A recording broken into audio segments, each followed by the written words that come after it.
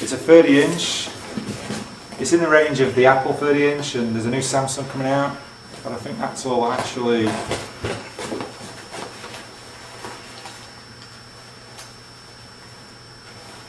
that's the only monitors that are in that range with such high quality, high resolution. All the LCD TVs people are going on about, they're in a different class completely. They don't have the pixel definition, they don't have the resolution to really use as a monitor up close. Then we just lift the dress up.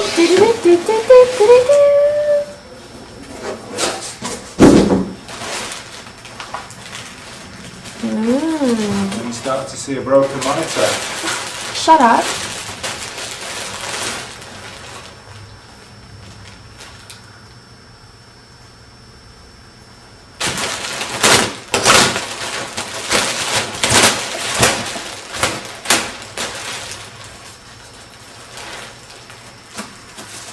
Looks like we got a standard CD,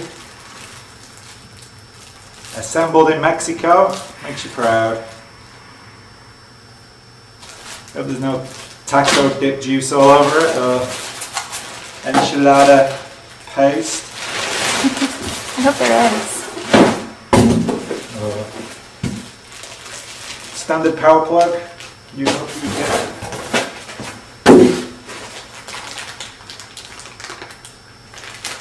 USB cord, probably for the, or USB-B, I think it's called. Probably for the USB hub that's built into the monitor. See on the front of here we've got the maximum resolution, 2560 by 1600.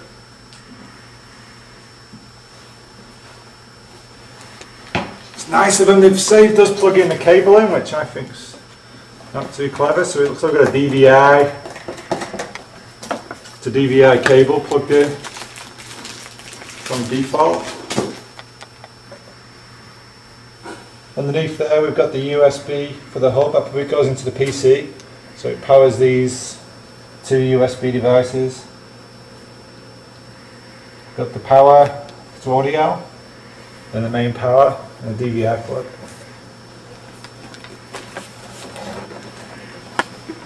Nice little stand. On the side we've got the memory card readers. So it's SD, MS, MMC and Smart Media. Two USBs on there. Okay, here we're just going to do a comparison so you can see this difference in size between monitors. What we're looking at here is a 15.2 inch laptop LCD. We move across slightly. We've got the 19 inch Samsung that I've been using for a few years. Served me very well. We move across, we've got the new Dell 30 inch. And if we zoom out a little bit, we've got a projection screen with the 72 inch diameter. So that gives you a good overview of the screen size. Actual resolution wise, we've got 1280 to 1024 on the laptop. 1280 1024 on the 19 inch, we've got 2650 by 1600 on the 30 inch, and 1920 by I think 1028 on the projector.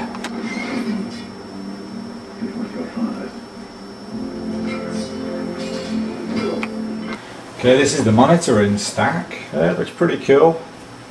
Certainly takes up a lot more on the desk than the old 19 inch does.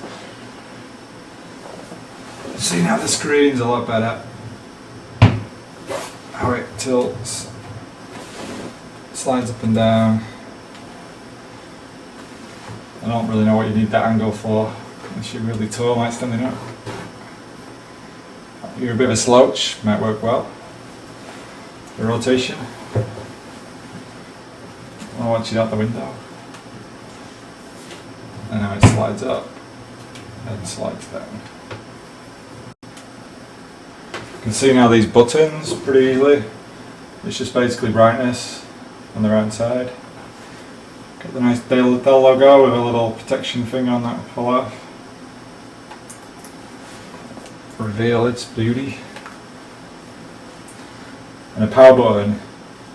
It's touch sensitive, I don't actually have to press anything. It's quite flat to the screen. You put your finger on it, you get the blue light. When there's no signal, you get a red light.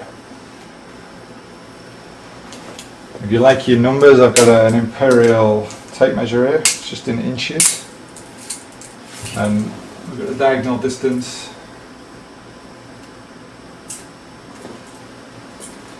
30 inches.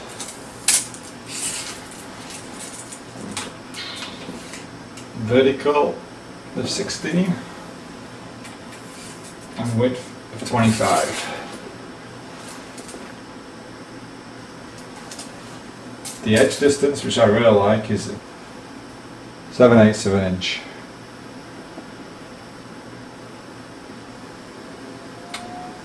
You can see I wanted to download the latest drivers, but I wanted to try and run it, see if the Vista program could run it the max resolution without any changes.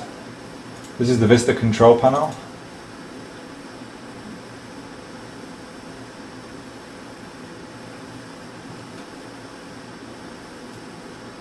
We can drag the resolution up here. We can see we can go down to 640 by 480.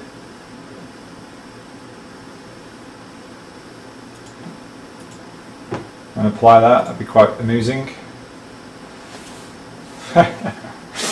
So if you've got really bad eyes, you could run at that resolution.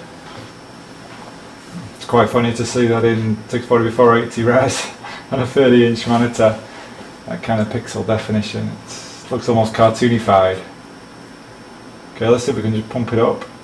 The moment I've got it in the port 1, the left-hand port on my NVIDIA 8800 GTX,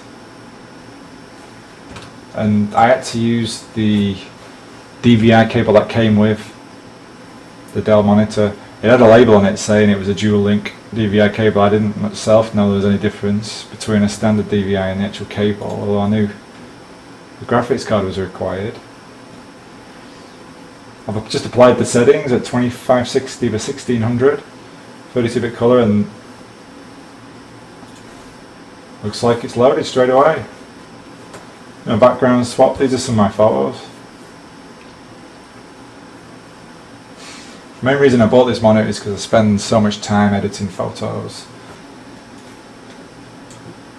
Now, these are my photo directories where I keep all my photos, and this is Adobe Bridge, which I use to filter through my photos, get rid of the crap and choose what I like.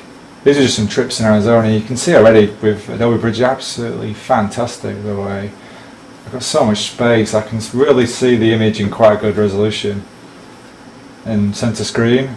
On the left we've got a quick preview. I've got my documents. I can browse through there without dragging the folder across to see my directories. The 19-inch, everything was so squashed, I'd expand the directory and it'd be like, oh, I have to drag that open.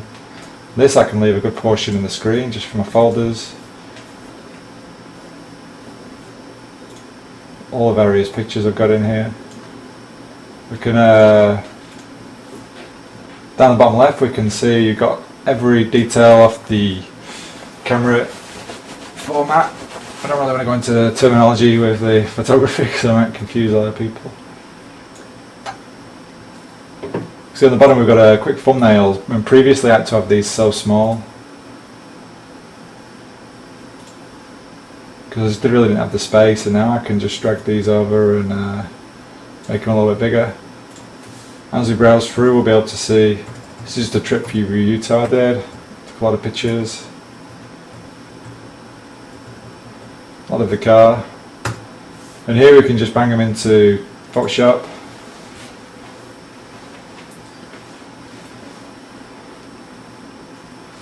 Now we can see with Photoshop I've got so much space. I've got all my tools turned off that I normally use because I'm so annoyed with not having enough space to actually see the photo. And now we can just go actual size with a photo. We can't get it all on still. Remember that these photos in a 10 megapixel camera you took in about 3500 by 2600 res, I think. So actual picture to picture, this monitor still hasn't got the resolution to view a one-on-one image with the 10 megapixel camera, but it's just, you still can see so much more.